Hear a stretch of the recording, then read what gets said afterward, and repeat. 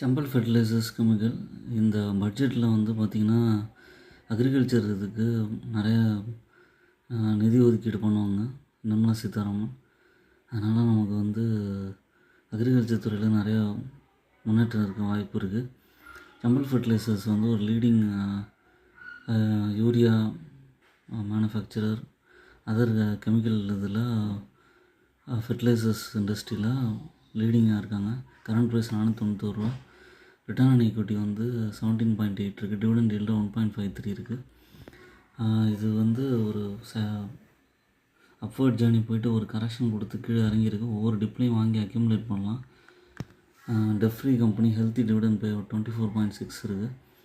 Agriculture துறையில் focus பண்ணுங்கள்.